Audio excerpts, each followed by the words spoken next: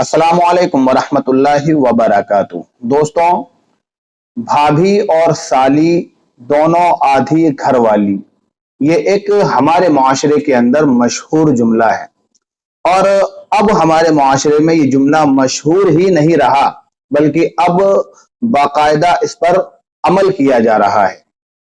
और वो लोग इस पर अमल कर रहे हैं जो दीन से दूर हैं, जो मसाजिद से दूर हैं, उलमा से दूर हैं, कुरान और हदीस से दूर हैं, जो दीन को जानते ही नहीं। वो अब यकीन कर बैठे हैं कि हाँ, भाभी के ऊपर देवर का और साली के ऊपर बहनोई का आधा हक हुआ करता है।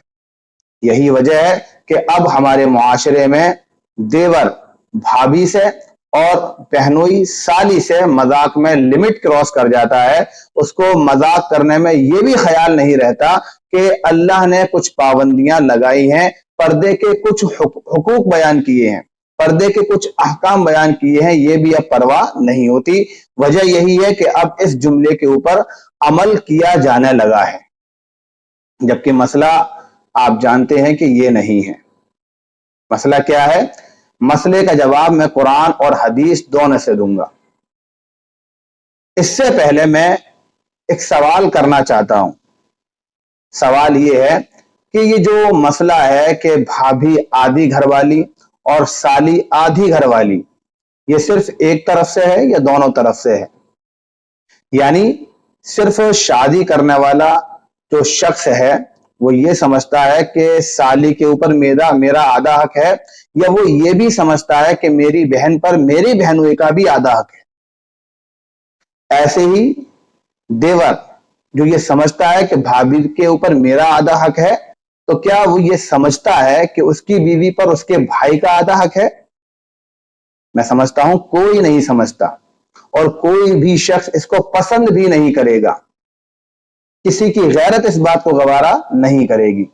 जब आपकी गैरत आपकी बहन के लिए, आपके भाई के लिए इस चीज को गवारा नहीं करती, तो फिर आपकी गैरत अपनी बीवी की बहन के लिए या अपने भाई की बीवी के लिए ये कैसे गवारा कर सकती है?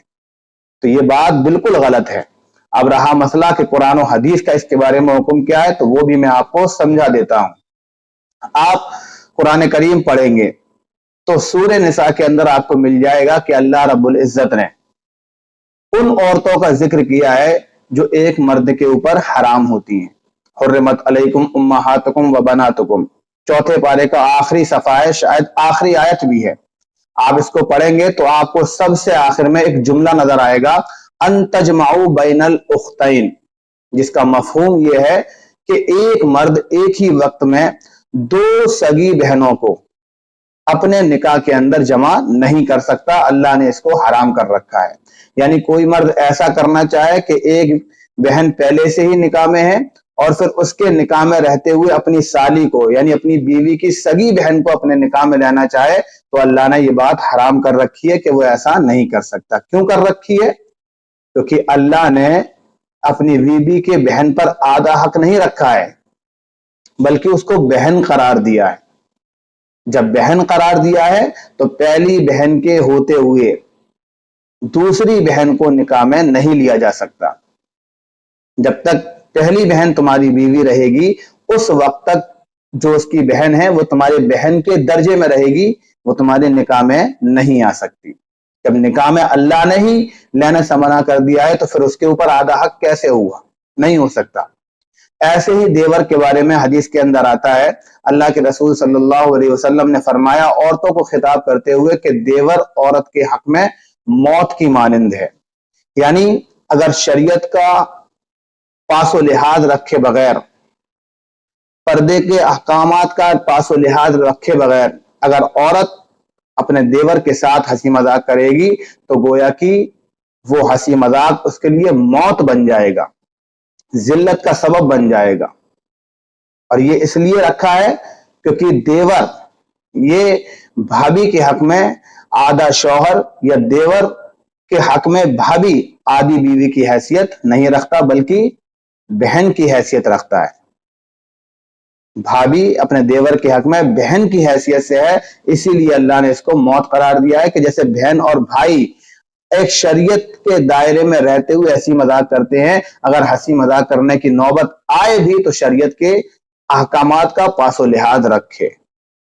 تو ہمارے معاشرے کے اندر جو یہ مشہور ہے کہ سالی کے اوپر بہنوئی کا آدھا حق اور بھابھی کے اوپر دیور کا آدھا حق، یہ سراسر بھونڈا اور بہت ہی غلط عقیدہ ہے. اس کو ختم کریں.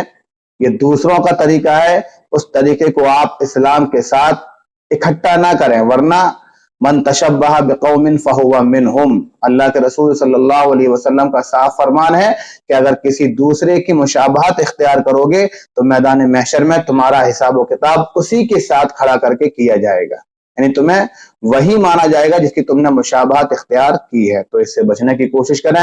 یہ بہت ضروری مسئلہ تھا جو میں نے آپ کے سامنے بیان کیا ہے.